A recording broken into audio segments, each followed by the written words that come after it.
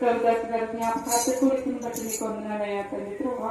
నీతిమంతులు జ్ఞాపకం చేసుకుని ఆశీర్వాదకరమన్నావు తండ్రి ప్రభా. గడిచిన తండ్రి ప్రభా 2 సంవత్సరాలు తండ్రి ప్రభా. అయ్యా తండ్రి ప్రభా అది 2వ సంవత్సరం తండ్రి జ్ఞాపకార్థ కోరిక ఏర్పాటు చేసుకుంటున్నాయి తండ్రి ప్రభా. నిద్రించిన తండ్రి ప్రభా ప్రభుదాస్ గారి ఆత్మకు శాంతిని కలిగింపచేయండి తండ్రి ప్రభా. ఆయనైతే తండ్రి ప్రభా భూమి మీద జీవించినంత సేపు ఎంతో ప్రయాసంతో తండ్రి ప్రభా అయా దుఃఖంతో జీవించి తండ్రి ప్రభా బిడ్డలను ఎంతో పోషించి తండ్రి ప్రభా కుటుంబాన్ని ఆదరించిన తండ్రి ప్రభా సహాయం దయచేసిన దేవానికి వందనాలయ్యా తండ్రి. ఇప్పుడైతే ప్రయాసంలో భారం అంతా విడిచి తండ్రి ప్రభా పరదేశంగా ఆయనైతే విశ్రాంతి పొందుతున్నారయ్యా తండ్రి ప్రభా. ఆయనకి ఇచ్చిన రక్షణ బట్టి పొందినారయ్యా తండ్రి ప్రభా. అయ్యా ఆయన పొందుకున్న రక్షణ తండ్రి ప్రభా గృహంలో అందరూ పొందుకుని తండ్రి ప్రభా నీ సన్నిధిలో నిన్ను స్తుతించుకుని ఆరాధించుకునే భాగ్యమును దయచేయండి తండ్రి ప్రభా. ఐదుగో దేవా ఆయనైతే తండ్రి ప్రభా నీవు 2వ రాకల్లో వచ్చినప్పుడు తండ్రి ప్రభా నీకు తీసుకుని వస్తావని తండ్రి ప్రభా నిరీక్షణతో నేను ఎదురు చూస్తున్నానయ్యా తండ్రి ప్రభా. అయా నీవు వచ్చినప్పుడు తండ్రి ప్రభా మేము చూస్తామని తండ్రి వాక్యాన్ని అయా సెలవిస్తున్నారయ్యా తండ్రి ప్రభా. తండ్రి ప్రభా గృహస్థులు జ్ఞాపకం చేసుకుని తండ్రి ప్రభా కృపమని గారిని జీవించండి ఆశీర్వదించిన దేవా చక్కని ఆరోగ్యాన్ని దయచేయండి తండ్రి ప్రభా. వారికి ఇచ్చిన తండ్రి కుమారుల కుటుంబాన్ని కుమార్తెల కుటుంబాన్ని దీవించి ఆశీర్వదించింది తండ్రి ప్రభా. ఇంకా రక్షణ లేని బిడ్డలు ఎవరైతే ఉన్నారో తండ్రి ప్రభా అందరూ అంతటా మారు మనసు పొందాలని వాటిని సెలవిస్తుంది అయ్యా తండ్రి ప్రభా. అయా రక్షణ లేని వారికి నీ రక్షణ భాగ్యములు దయచేయండి తండ్రి ప్రభా. అయా దైవశాఖల ద్వారా స్వార్థ పరిచర్య జరుగుతుంది కదా తండ్రి ప్రభా. అయ్యా వాక్యాన్ని విన్న ప్రతి ఒక్కరూ తండ్రి ప్రభా నీవే నిజ రక్షకులను విశ్వసించే మనస్సులు దయచేయండి తండ్రి ప్రభా. రక్షణ పొందిన మేమైతే తండ్రి ప్రభా నీ ఎందుకు భయభక్తులు కలిగి నీకు మాదిరికరంగా జీవిస్తూ తండ్రి ప్రభా నీ వాక్యానుసారంగా జీవించే భాగ్యములు దయచేయండి తండ్రి ప్రభా. అయా కుడికి కానీ ఎడమ కానీ తొత్తుల్లిపోకుండా తండ్రి ప్రభా నీ నీతి మార్గంలో నడిచే భాగ్యములు దయచేయండి తండ్రి ప్రభా. అయా బలహీనలైనారయ్యా మానవులందరినీ జ్ఞాపకం చేసుకున్నాయా బలములు శక్తిని దయచేయండి తండ్రి ప్రభా. రోగులైన వారిని తండ్రి ప్రభా స్వస్థపరిచిన తండ్రి ప్రభా. ఏ బిడ్డలైతే తండ్రి ప్రభా పని పాటలు చేస్తున్నారో తండ్రి చక్కని ఆరోగ్యాన్ని దయచేయండి తండ్రి. బలములు శక్తిని దయచేయండి తండ్రి ప్రభా. అందరి కుటుంబాల చుట్టూ నీ కాపుదలు ఉంచింది తండ్రి ప్రభా. గ్రామాన్ని దర్శించింది తండ్రి ప్రభా. గ్రామంలోని బిడ్డలందరినీ దీవించి ఆశీర్వదించింది తండ్రి. ఆయా గ్రామానికి క్షమావృద్ధిని కలిగింపచేయండి తండ్రి ప్రభా. ఇదిగో దేవాన్ని స్వార్థ పరిచర్యలో మీ గాయపనత్వం తోడుగా ఉంచండి తండ్రి ప్రభా. ఏసయానికి వందనాలు స్తుతులు స్తోత్రాలు చెల్లించుకుంటున్నామయ్యా. ఇంత గొప్ప రక్షణ నిర్లక్ష్యం చేసినలాగా తప్పించుకుందాం అంటున్నావు తండ్రి ప్రభా. ఇంకా రక్షణ లేని బిడ్డలు తండ్రి ప్రభా వాయిదా వేస్తున్నారయ్యా తండ్రి ప్రభా. అయా తండ్రి ప్రభా ప్రతి ఒక్క బిడ్డని జ్ఞాపకం చేసుకుని ఆ రక్షణ లేకుండా జీవిస్తున్న వారు తండ్రి ప్రభా అయా రక్షణ మార్గంలోనికి నడిపించండి తండ్రి ప్రభా. మానవులందరూ హృదయాన్ని ఎరిగిన దేవుడు తండ్రి, హృదయ రహస్యములు ఎరిగిన దేవుడు తండ్రి. నీకు వందనాలు స్తుతులు స్తోత్రాలు చెల్లించుకున్నాము తండ్రి ప్రభా.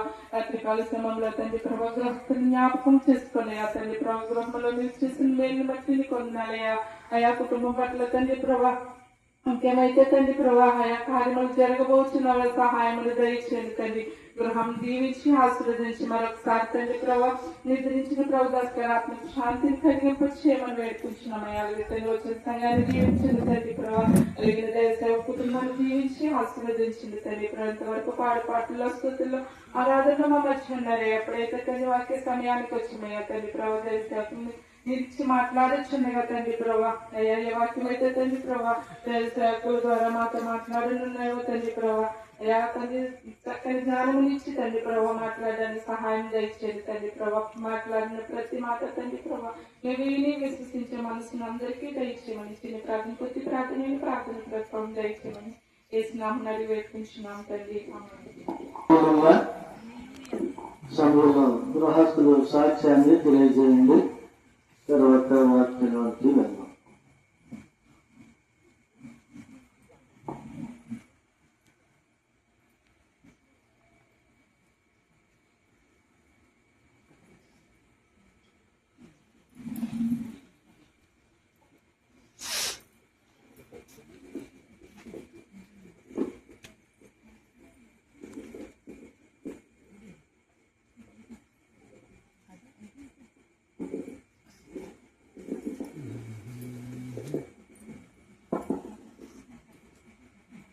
లోకరక్షకుడైన యేసుక్రీస్తు నామములో సంఘ కాపరైన అయ్యగారికి సంఘ కుటుంబమైన మీ అందరికీ కూడా ప్రభు నామములో తెలియజేస్తున్నానండి. మరి మా నాన్నగారు చనిపోయి ఈ రోజుకి 2 సంవత్సరాలు పూర్తయి 3వ సంవత్సరం. మా నాన్నగారి గురించి మాకంటే మీకు ఎక్కువ తెలుసు. అయితే ప్రతి మనిషిలోని కూడా ప్లస్లు మైనస్లు ఉంటాయి, మంచి చెడులు కూడా ఉంటాయి. లోకంలో కలిసిపోతే చెడు ఉంటుంది, దేవునిలోకి వస్తే మంచి ఉంటుంది. ప్రతి ఒక్కరం కూడా మనం అందరము లోకంలో ఉన్నప్పుడు చెడ్డ వాళ్ళమే, దేవునిలోకి వచ్చినప్పుడు మంచి అనేది మనకు ఆటోమేటిక్గా వస్తూ ఉంటుంది. అలాగే నాలోనైనా మా నాన్నలోనైనా మీలోనైనా అందరిలోనూ కూడా మంచి చెడులు ఉంటాయి. దేవుని దగ్గరికి చేరేలోపు ఖచ్చితంగా ఆ చెడుని అయితే వదిలేసేసి ప్రభు యొక్క లక్షణాలు ధరించుకుని ముందుకు సాగాలి. అయితే ఆ చివరి క్షణాల్లో మాత్రము మా నాన్నగారు చనిపోయే ముందు మంచాన్ని పెట్టారు. మేము ఒకటే కోరుకునే వాళ్ళు, ఎలాగా మరణం వస్తుంది, కానీ మరణం వచ్చే ముందు ఖచ్చితంగా దేవుని తెలుసుకుని మాత్రం ఈ లోకాన్ని విడవాలి అనేది మా యొక్క ఆశ. ఎందుకంటే మా చిన్నప్పటి నుంచి కూడా మమ్మల్ని సండే స్కూల్కి పంపించి దేవుళ్ళలోని ఇంట్లో, నేను అమ్మమ్మ వాళ్ళ ఇంటికాడ ఉన్నా, ఇక్కడ ఉన్నా, తాతయ్య గారు ఉన్న టైంలో నేనే చిన్న పిల్లలం, అప్పుడు సండే స్కూల్ పిల్లలం. అప్పుడు మీరు లేరనుకుంటాను, ప్రేమాటి వాళ్ళ అమ్మ అంటే కదండి. తర్వాత చాలా మంది వృద్ధులు ఉండేవారు అనమాట, అప్పుడు మామూలు ఉండేవారు వాళ్ళంతానే. వాళ్ళ పెద్దలు అయితే మేము చిన్నలం అనమాట. ఆ కాలంలో మేము వెళ్ళిన తర్వాత ఇక్కడి నుంచి నేను వేరే ఊరు, అక్కడ కూడా మేము సంఘంలో ఎదిగాం. కాబట్టి మా నాన్నగారు మేము ఏం చేసినా సరే కాదనేవారు కాదు. అయితే మా నాన్న ఇప్పుడు మమ్మల్ని కొట్టలేదు, ఎప్పుడు కొట్టలేదు. పిల్లలు కొడితే ఒప్పుకునేవాడు కాదు, ఇచ్చేవాడు నేను ఎప్పుడు కొట్టలేదు. మా అమ్మ అయితే చెప్పద్దు ఇంకా అన్నిటి కొట్టేది. అయితే అవన్నీ కూడా మంచివి మాకు. ఎందుకంటే మా నాన్న తిట్టినా కొట్టకున్నా, మా అమ్మ కొట్టినా అవన్నీ కూడా మా బాబుకే అనేది మీ అందరికీ తెలుసు. ఎందుకంటే తల్లిదండ్రులు పిల్లల్ని శిక్షణలోనూ శిక్షిస్తూ శిక్షణలో పెంచితేనే అది మంచిదని దేవుడు చదివించాడు, మనుషులు లోకం కాదు. కాబట్టి మా నాన్నగారు ఉదయాన్నే మరి ఆయనకి ఏమైంది తెలియదు, 4 గంటలకి 3 గంటలకి 2 గంటలకు కూడా పొలం వెళ్ళిపోయారు, పని చేసేవాడు అనమాట. 24 గంటలు ఆ గేదెల మీద పొలం మీద ఉండేది అనమాట. అలా ఆయన జీవితం గడిచిపోతూ ఉండేది. అయితే ఆయన మాకు మేలే చేశాడు. మా కాలంలో ఉండే పిల్లల్ని వ్యవసాయాలు పెట్టారు, మీకు కూడా తెలుసా విషయాలు, చాలా మందిని వ్యవసాయాలు పెట్టారు. అయితే మా నాన్న మమ్మల్ని నన్నుగైనా 9 గైనా చెల్లి కానీ ఆ టైంలో ఆడపిల్లల్ని ఊళ్ళో కూడా పంపించారు. మీకు ఆ విషయాలు కూడా తెలుసు. మా చెల్లికి పంపించలేదు, మమ్మల్ని వ్యవసాయం కట్టలేదు. ఎందుకంటే నేను కష్టపడ్డాను కనుక నా పిల్లలు కష్టపడకూడదు అనేది. అది తల్లిదండ్రులు మాకు లాస్ట్ ఇయర్ కూడా ఏం మాటలు చెప్పాను, మీకు గుర్తున్నాయో లేదో నాకు తెలియదు. కాబట్టి తల్లిదండ్రులు ఎప్పుడు ఏం చేస్తారంటే పిల్లలు కష్టపడకూడదు, వాళ్ళు కష్టాన్ని అనుభవించినా పర్వాలేదు కానీ పిల్లలు మాత్రం కష్టపడకూడదు అని ప్రతి క్షణం వాళ్ళు ఆలోచన చేస్తూ ఉంటారు. కాబట్టి మా తండ్రి మా అమ్మ కూడా అలాగే చేశారు. మమ్మల్ని ఏనాడు కూడా ఎండలో ఏమి పనులు పంపించలేదు. చిన్న చిన్న పనులు చేస్తారు, అందరూ చెయ్యాలి, నేర్చుకోవాలి. మా పిల్లలు ఇప్పుడు కూడా నేను చెప్తూ ఉంటాను, పని నేర్చుకోవాలి, వాళ్ళకి అంచనాలు కనుక్కోవాలి. తోటం అన్ని ఎందుకు నేర్చుకోవాలంటే రేపు పొద్దున అలవాటు అయిన అవ్వాలి. అది భారం కాదు, అది బ్రతకడం ఎలాగో నేర్చుకోవాలన్నమాట. కాబట్టి మా నాన్నగారు చాలా కష్టపడ్డాడు. కష్టపడి ప్రతి క్షణం కూడా మా కోసమే అహర్నిశలు కష్టపడి ఆయన తనువు సాగించాడు. అయితే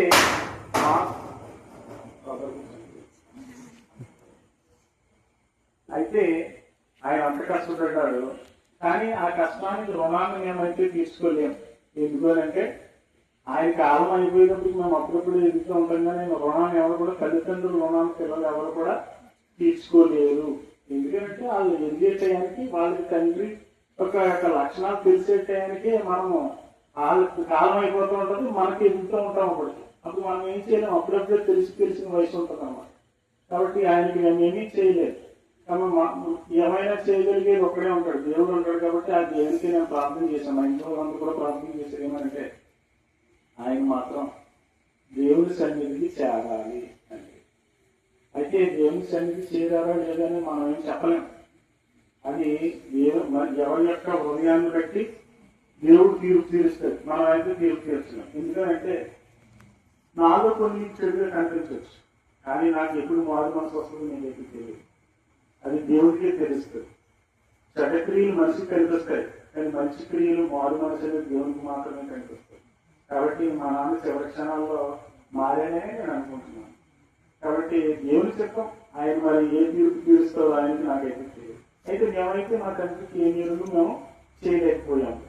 కాబట్టి దేవుని మాత్రమే కోరుకునేది ఒకటే, ఏమంటే ఆయన సన్నిధిని చేర్చుకోవాలి, విశ్రాంతిలో ఆయన చోటు ఇవ్వాలనేది. అయితే మా నాన్నగారు చనిపోయి 2 సంవత్సరాలు అవుతుంది. ఇప్పుడు ఈ మీటింగ్ పెట్టించడం వల్ల మా నాన్నగారికి ఏమైనా లాభం కలుగుతుందా? చూడండి, మా నాన్నగారికి ఏమైనా లాభం కలుగుతుందా? మా నాన్నగారికి ఏం లాభం కలగదు. ఎందుకంటే చనిపోయిన వ్యక్తి ఆ ఒక్క క్షణంలోనే వెళ్ళిపోతారు. అక్కడ డిసైడ్ అయిపోతుంది అది పరదేశా లేకపోతే జాతర పొందుతామో. బైబిలే క్లియర్ చెప్పి మనం చెప్పట్లేదు, దేవుడు చెప్పాడు. కాబట్టి ఆయన వెళ్ళిపోయాడు. ఇప్పుడు ఈ మీటింగ్ పెట్టడం ద్వారా ఫస్ట్ టైం మీటింగ్ పెట్టాం, 2వ టైం మీటింగ్ పెట్టాం, ఇప్పుడు కూడా మీటింగ్ పెట్టాం. దీనివల్ల అయితే మా నాన్నగారికి ఏమి నేను చేయలేను, మీరు కూడా చేయలేరు. కాకపోతే ఈ మరణం ద్వారా మాత్రం మనం ఒకటి తెలుసుకుంటాం. ఎందుకనంటే ఒక వచనం చూద్దామండి, 2-3 వచనాలు చేసి ముగిస్తాను నేను. ఇక్కడ సాక్ష్యమే చూడండి. ఇర్మియా గ్రంథం 22వ అధ్యాయం 10వ వచనం ఒకసారి చదవండి. ఇర్మియా గ్రంథం 22వ అధ్యాయం 10వ వచనంలో, చనిపోయిన వారిని గురించి ఏడవద్దు, వారిని గురించి అంగలార్చవద్దు, వెళ్ళిపోతున్న వారిని గురించి బహు రోదనని చేయగలడు. ఇక్కడ 2 విషయాలు. చనిపోయిన ఏడవద్దంట. ఇప్పుడు మా నాన్న గురించి మేము ఏడవాలి, ఏడవద్దా? వాక్యం చెప్పింది, మనుషులు చెప్తలేదు. అందుకే నేను మా నాన్న చనిపోయినప్పుడు కూడా ఏడలేదు. మా అత్త ఉస్మానియా చనిపోయినప్పుడు మాత్రం వేసాం, ఎందుకంటే అప్పుడు వాక్యం తెలియదు, చాలా వేసాం. అయితే మా నాన్న చనిపోయిన తర్వాత మా మామ చనిపోయినప్పుడు కొంచెం వాక్యం తెలిసింది. ఏడవలేదు మనం, ఎందుకంటే వాళ్ళు వెళ్ళిపోయారు. అయితే ఎవరి కోసం ఏడమంటే ఎంత చెప్పినట్టు వెళ్ళిపోతున్న వారి గురించి ఏడవమాట. చనిపోయిన గురించి వారి గురించి కాదంట ఏడవాలి, వెళ్ళిపోతున్న వారు. ఎందుకు ఈ చనిపోయిన మా నాన్న వెళ్ళిపోతుంది ఎవరు? మనమే. రేపు మాకు మనం కూడా ఏమవుతుంది? రేపు ఏమో ఎవరో చెప్పలేదు, నిండు ఎవరో చెప్పలేము. ఈ రోజున రేపు పొద్దుకు మనం ఉంటామో లేదో తెలియదు. ఎంతలో కనపడి అంతలో మాయమయ్యే ఆదులు వంటి వాడమండి. మీకు వచనాలన్నీ తెలిసి నేనేం చెప్పవసరం లేదు. కాబట్టి మా నాన్నగారికి మనం మా నాన్నగారి గురించి మేము ఆడకూడదు, మీరు ఆడకూడదు, నేను కూడా ఎవరే ఆడకూడదు. అయితే మనం ఎవరి గురించి ఆడాలంటే రేపు మాకు వెళ్ళిపోతున్న వాళ్ళ గురించి ఆడాలి. ఎవరన్నా మనమే. అందులో మా అమ్మ ఉండొచ్చు, మా తమ్ముడు ఉండొచ్చు, నా భార్య ఉండొచ్చు, పిల్లలు ఉండొచ్చు, నేను ఉండొచ్చు, మా ఇంట్లో వాళ్ళు ఉండొచ్చు, మన ఊళ్ళో వాళ్ళు ఉండొచ్చు, ఎవరైనా ఉండొచ్చు. కాబట్టి దేని కోసం మనం ఆడవాలి. ఎవరికి వేసి ఆడవాలి?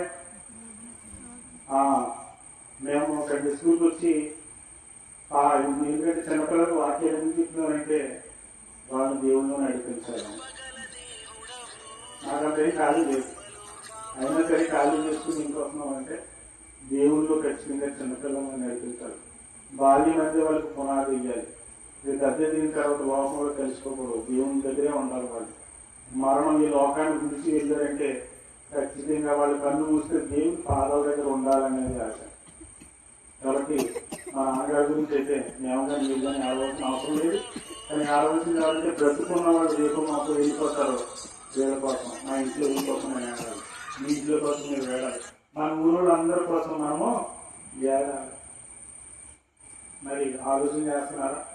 అందుకే అంటారు పుట్టినరోజులు ఫంక్షన్ చేసుకున్న వాళ్ళ ఇంటికి వెళ్ళదు, కానీ ప్రాలాపం ఇచ్చే వాళ్ళ ఇంటికి కంపల్సరీగా వెళ్ళాలి. మీకు తెలుసు కదా, రోజు వచ్చిన వెళ్ళమని ఇక్కడ. ఎందుకంటే రేపు నీ పరిస్థితి ఎలా ఉంటుందో తెలుసుకోవడానికే ఈ మాట చెప్తారు.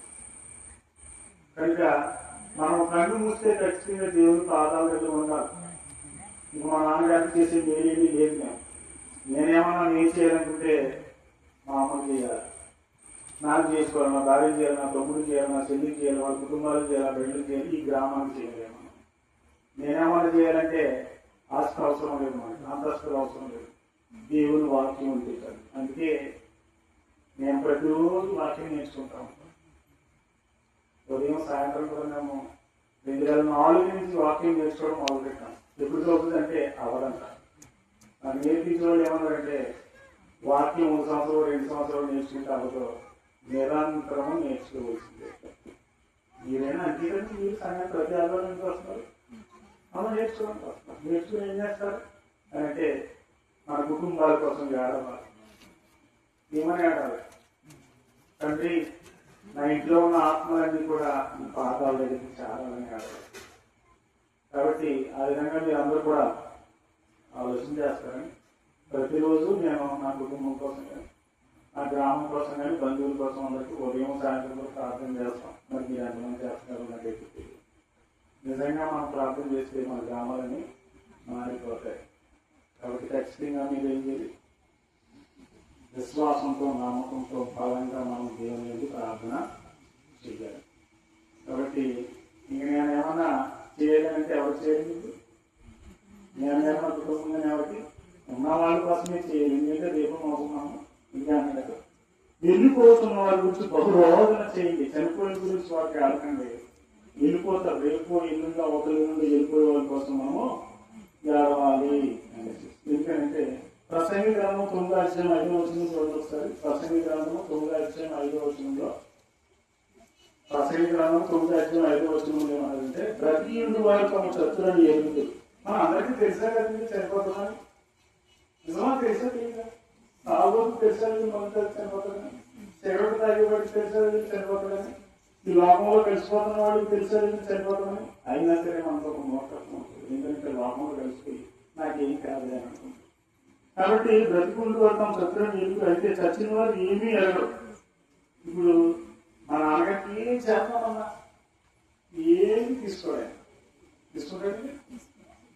మనం ఏం పెడతాం? భోజనం పెడతాం, బట్టలు పెడతాం, ఫ్యాన్ పెడతాం, ఏసీ పెడతాం. ఏమైనా అవసరమైనా ఆత్మకే శరీరానికి అవసరం.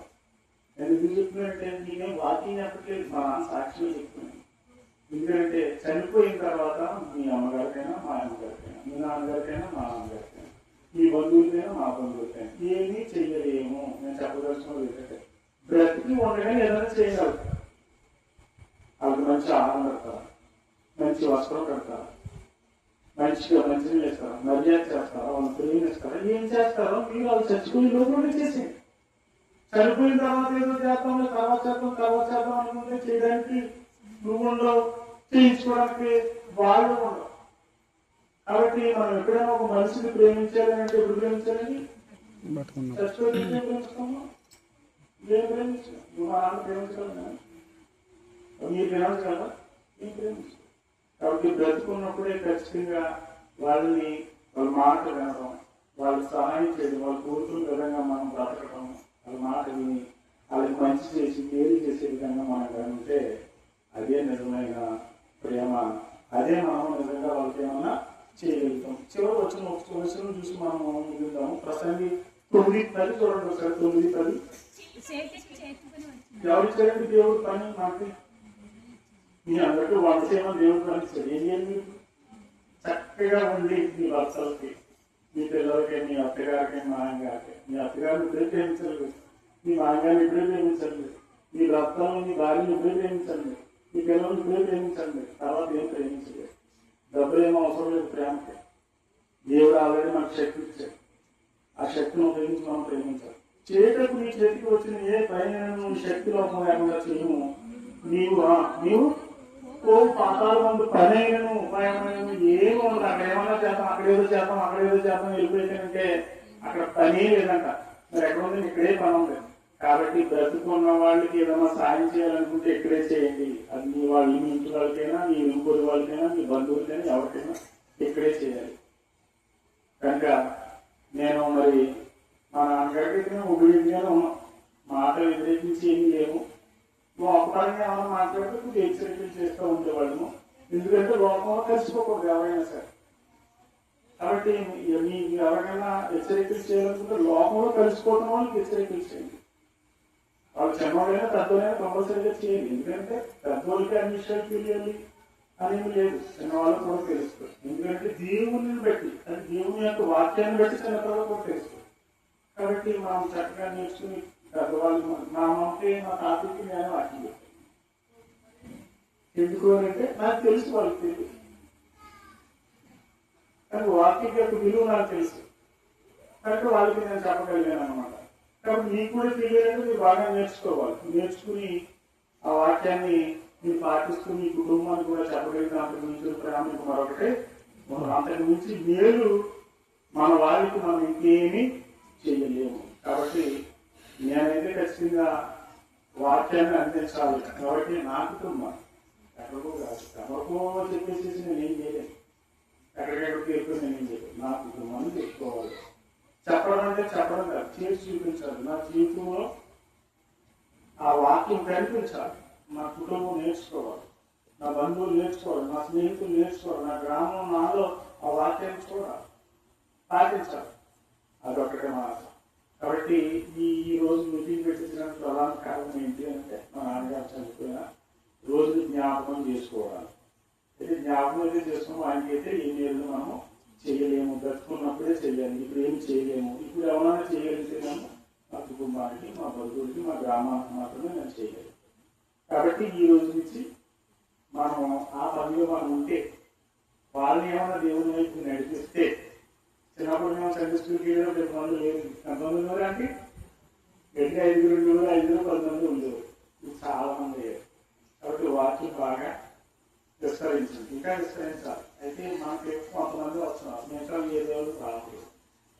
ఇంకో చిత్రం ఏంటంటే, అమ్మాయిలా వస్తారు. అబ్బాయిలు 10 సంవత్సరాలు దాటిన తర్వాత రారు. ఏంటంటే ఒక అవసరం లేదు, ఆడవాళ్ళకే వాక్యం అనుకుంటున్నాం. సంఘాలు మొబైల్కి అవసరం లేదండి. నిత్యజీవం ఆడవాళ్ళకైనా మొబైల్ వద్దా, మగవాళ్ళకి అవసరం లేదా? కాబట్టి మన గ్రామాన్ని కానీ మన కుటుంబాన్ని కానీ రక్షించుకోవాలంటే ఖచ్చితంగా దేవుని భయభక్తులు చాలా చాలా అవసరం.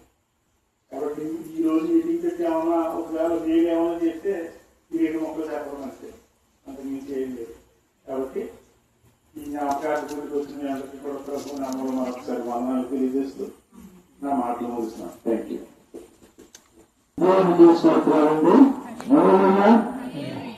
కుటుంబ పక్షముగా మరి ఉత్సవకులు అలాగే ఇచ్చిన సాక్ష్యాన్ని బట్టి దేవుని స్తోత్రాలు చెల్లిద్దాం.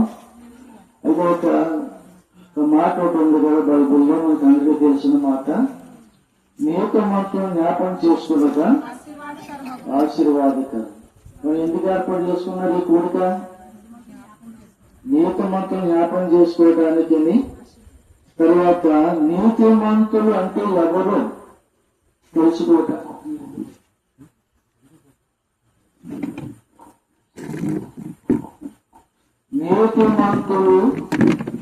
నీతిమంతులను జ్ఞాపకం చేసుకున్నట ఆశీర్వాదం.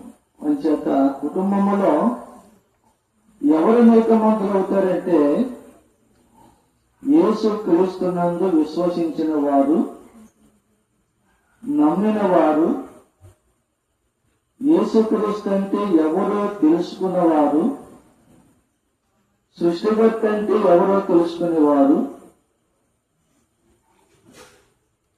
నేను పాపని, నా పాపానికి క్షమాపణ ఎవరు కలిగిస్తారు అనేది నేను విశ్వసించాను గనక నాకు మరణం వచ్చినా పర్వాలేదు, ఈ లోకంలో నేను ఎంతవరకు జీవించినా పర్వాలేదు, నేను క్రీస్తులో ఉన్నాను గనక నేను మళ్ళా తిరిగి పునరుద్ధాన శక్తిని పొందుకుని ఆయన మహిమలో నిత్యత్వములోనికి వెళతాను అని నమ్మిన వారు నీతిమంతులు. స్తోత్రం చెప్దామని అంచేత మరి నీతిమంతులు మనం జ్ఞాపకం చేసుకోవాలి. తర్వాత మన పుత్రులను కూడా జ్ఞాపకం చేసుకోవాలి. ఎందుకంటే మరి ప్రభాకర్ గారి పేరైతే ఆయన ప్రభు దాసు అని నామకరణం చేశాం. అంటే ప్రభుకి దాసులుగా ఉండడానికి దేవుడు ఆ పేరును ఏర్పాటు చేశారు.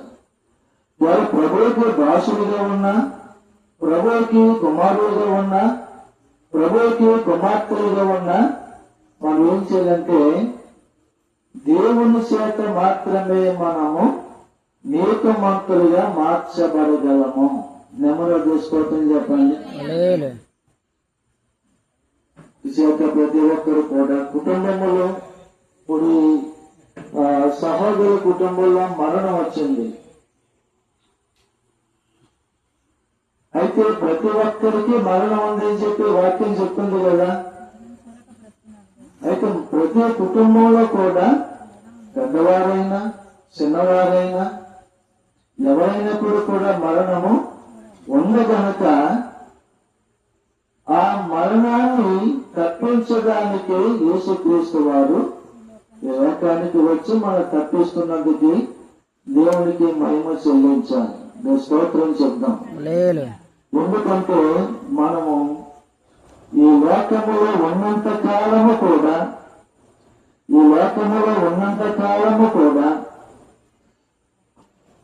మనం జీవిస్తూ ఉంటాం. కానీ మరణము నీకు ఎప్పుడు వస్తుందో తెలియదు, నాకు ఎప్పుడు వస్తుందో తెలియదు. అందుచేత ప్రతి ఒక్కరము కూడా నేర్చుకోవాల్సింది ఏంటంటే, నాకు మరణం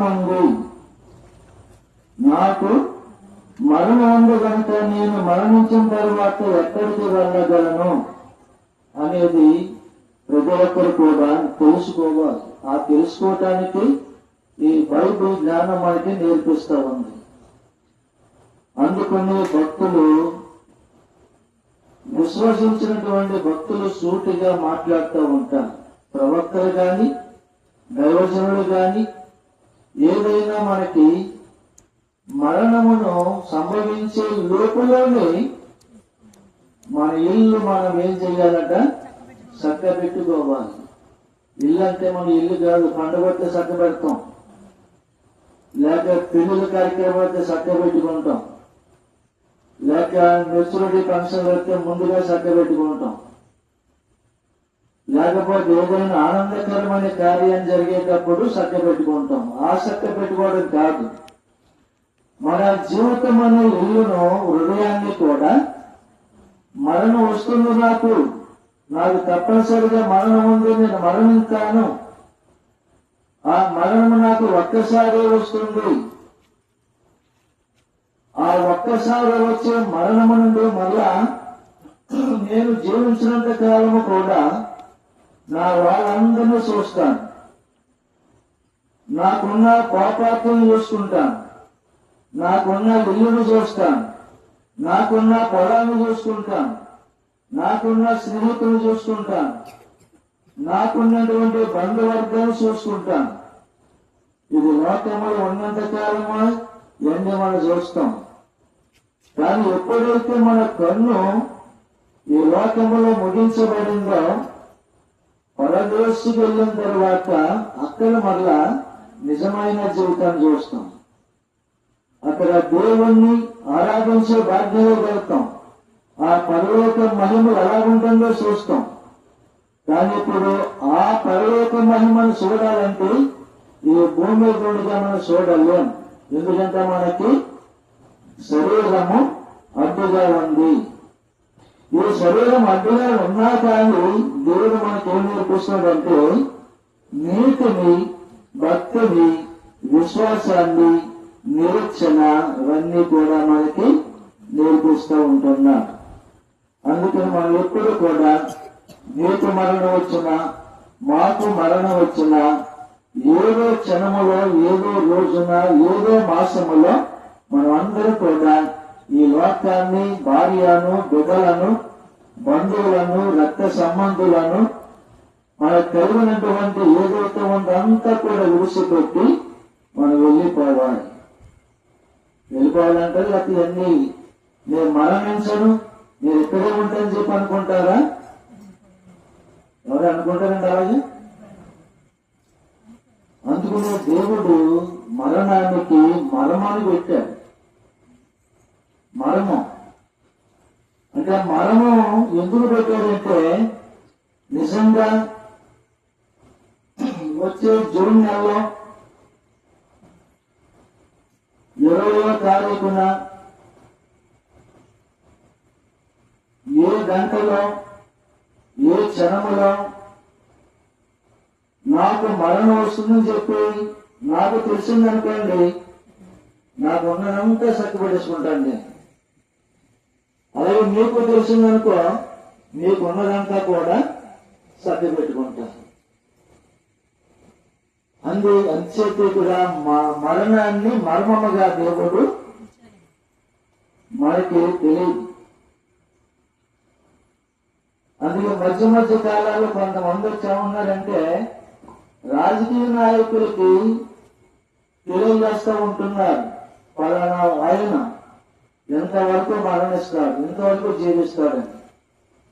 కానీ వాళ్ళు చెప్పేవాళ్ళ జీవితానికే మరణం గ్యారంటీ లేదు, కానీ ఎదుటి వాళ్ళకి ఏం చెప్తారు?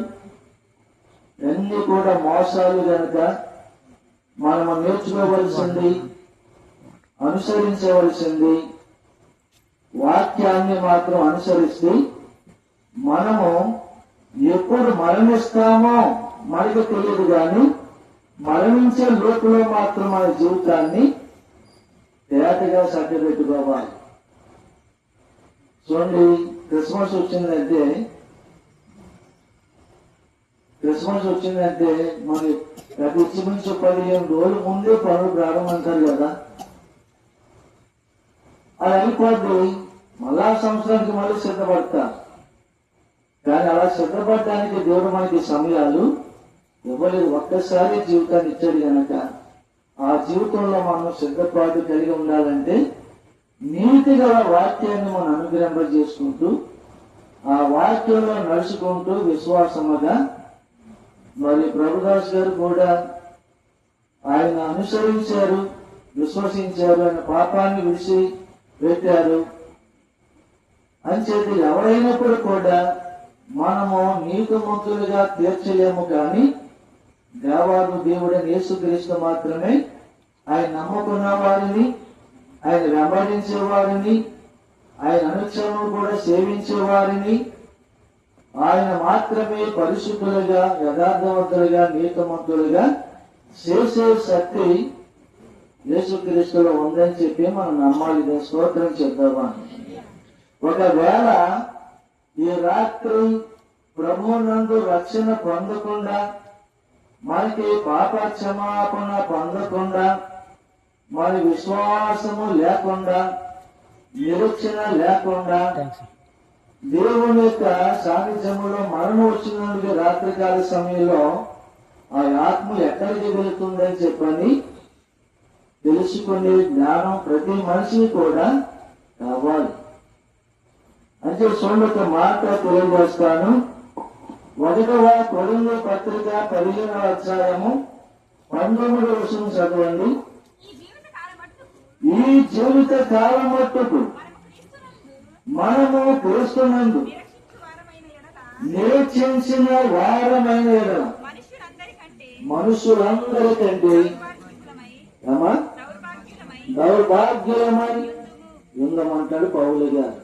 ఎందుకంటే మనమందరము కూడా ఈ జీవితకాలం మట్టిగా విశ్వసించకూడదు, ఈ జీవితకాలం మట్టిగా మనం బ్రతకూడదు.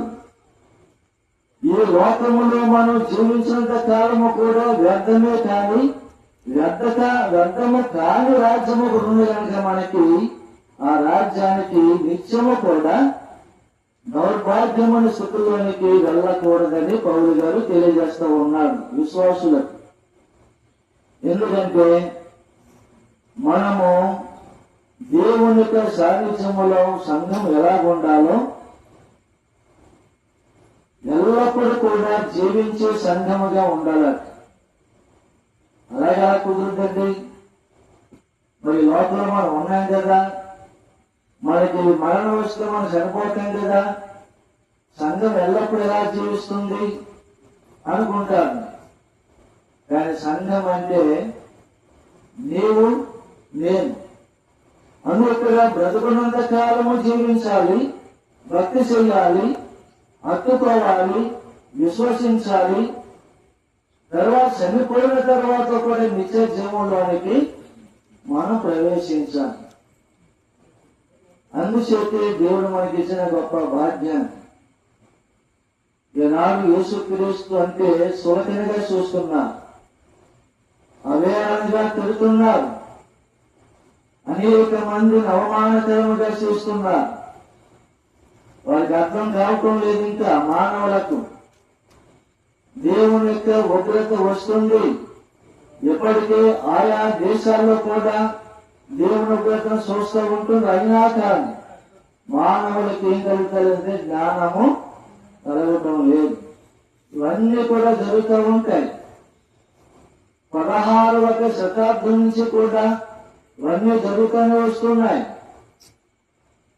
14వ శతాబ్దం నుంచి కూడా క్రీస్తు రావాలని చెప్పి అనుకుంటున్నారు, ఇంకా రాలేదు.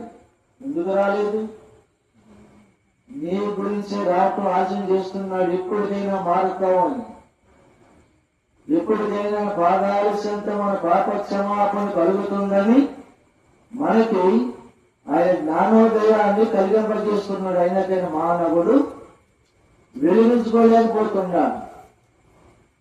అంటే దేవుణ్ణి చూడటం లేదు, మానవులు మనుషులను చూస్తున్నారు. మనుషులు ఎందుకు చూస్తున్నారంటే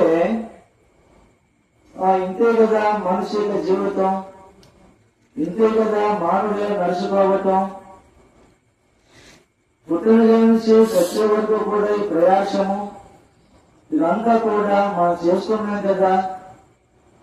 చేసి మనకంటే ముందుగా కొంతమంది చనిపోతున్నారు, మనకి కూడా అదే మరణం వస్తుందని చెప్పి అనుకుంటున్నారే కానీ మరణము వరకే ఆలోచిస్తున్నాడు మానవుడు.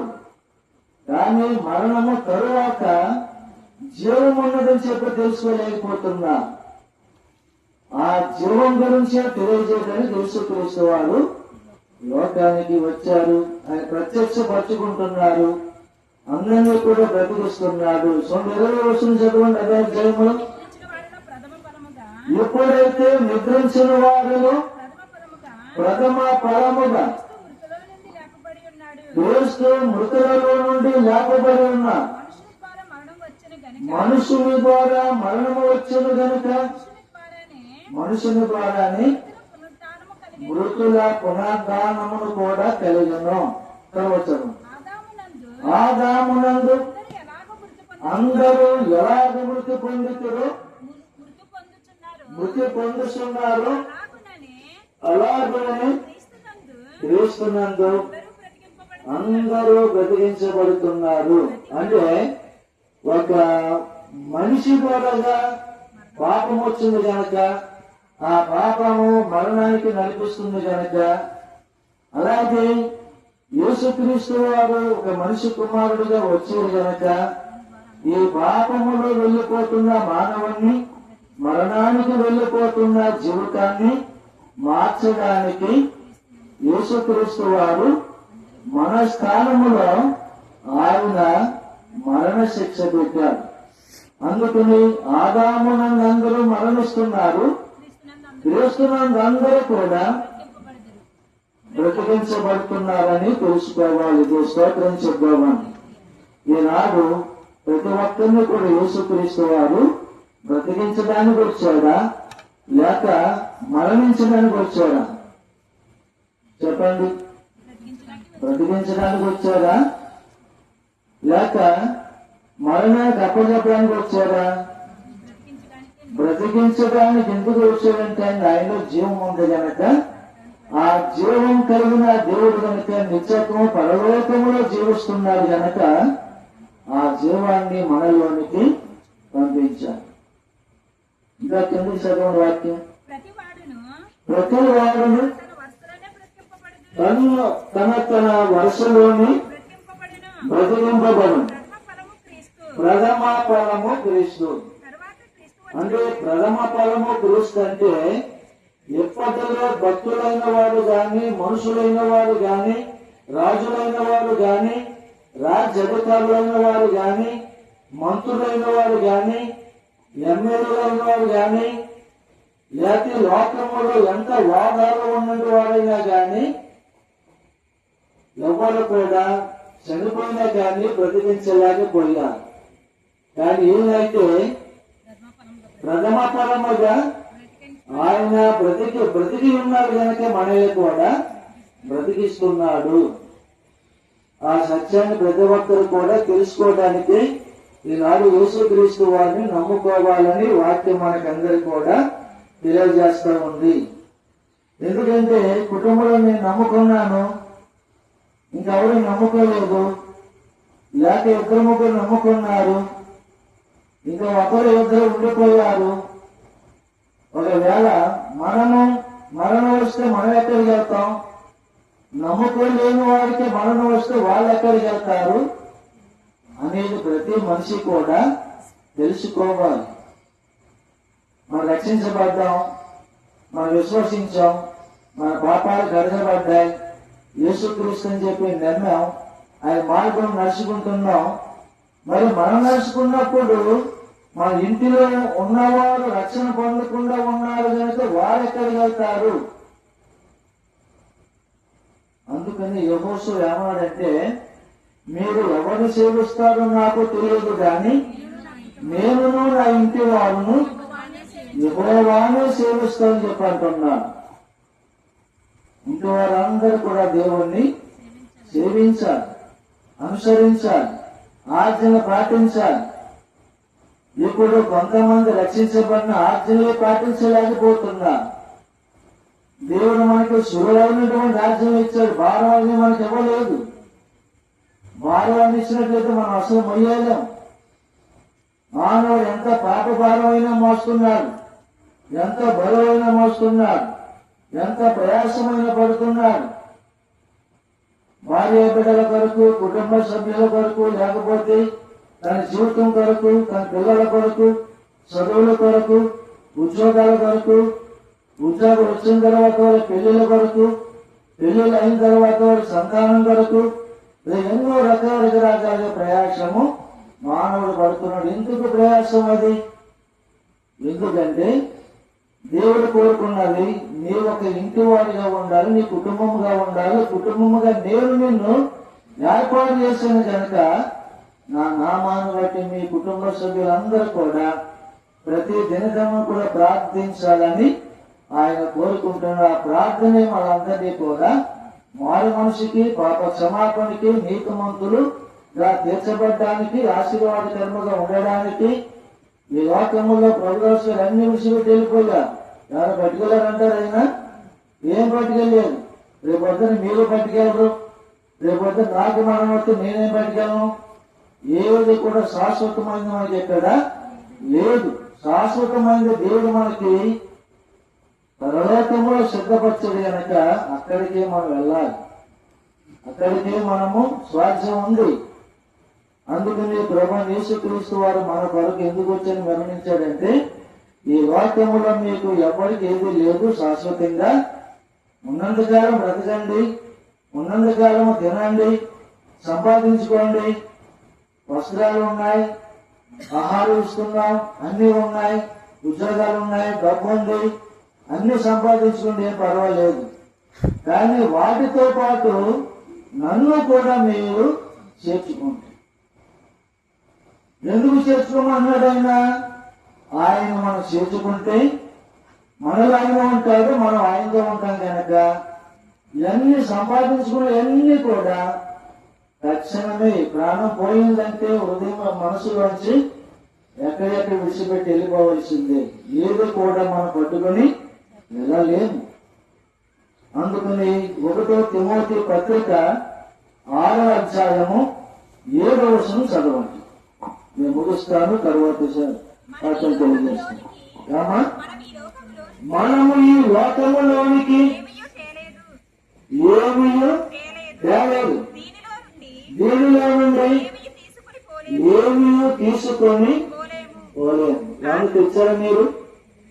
ఉన్న సహోదరులు అందరూ అడుగుతున్న ప్రశ్న, మీరు ఏమైనా తెచ్చారా తల్లి గర్భంలోంచి? నేను తేలేదు. మరి ఏమి కూడా నేను దిగంబరిగానే వచ్చాం, మళ్ళీ అలా వెళ్ళిపోవాలి తప్ప ఏది కూడా తేలేదు. కానీ ఇక్కడ ఒక మర్మం ఏంటంటే, ఈ మధ్యకాల ఒక వీడియో ఫేమస్ అయ్యిందో చూడటం మొన్న ఒకసారి చూశాను. అదేంటంటే, కుటుంబంలో తండ్రికి 2 ఆడపిల్లలు, 2 మగపిల్లలు, అందరికీ పెళ్ళిళ్ళు అయిపోయింది. కానీ తండ్రి ఉండగా ఆస్తులు పనిచేసుకున్న తర్వాత తండ్రికి ఆలోచన చేశారు. తల్లి ఉంది, తల్లి ఉన్నంత కాలం కూడా బాగానే చూసింది పిల్లలకి. కానీ ఆ తల్లి కూడా చనిపోయింది. ఇంకెంతమంది ఉన్నారు కుటుంబంలో? 4 ఉన్నారు. ఈ 4 కూడా నాన్న మనకి సరిగ్గా రాయలేదు, మనం అందరూ కూడా కూడి ఆలోచన చేసి ఇప్పుడున్న ఆస్తులు మనం సమానంగా చేసుకుందామని చెప్పని రిజిస్టర్ ఆఫీస్కి వెళ్ళారు. అక్కడ తగాదాలు వచ్చింది, లెక్కలు తేలలేదు. కానీ ఈ ఆడపిల్లలకు ఎక్కువ రాసి చేయరని, మగపిల్లలకు తక్కువ ఉందని ఈ నలుగురు రిజిస్టర్ ఎక్కేసే ముందు కొట్టుకోడు చూస్తున్నారు. దేని గురించి? ఆస్తుల గురించి కొట్టుకుంటున్నారు. తల్లిదండ్రుల గురించి పోరాటం లేదు, ఆస్తుల గురించి. ఆస్తి కాదు ఈనాడు ఈ గడవ దినాలలో యేసుక్రీస్తు వారు చెప్పినట్లుగా మరణాలు ఎక్కువవుతాయంట, తెగుళ్ళు ఎక్కువవుతాయంట, మనుషులు స్వార్థపూర్తముగా బతుకుతారట, ధనాపేక్షలుగా ఉంటారట, తెట్టిబోతులుగా ఉంటారట, స్వార్థ రహితముగా ఉంటారట. ఎన్ని జరుగుతూనే ఉంటుంది. ఇప్పుడు ఎన్ని చూస్తుంటే పరిస్థితులు. ఇలాంటి జరిగే పరిస్థితుల్లో మానవుడు ఏం అర్థం చేసుకోవాలంటే, ఇవన్నీ ఏదో కూడా మన శాశ్వతమైనది కాదు.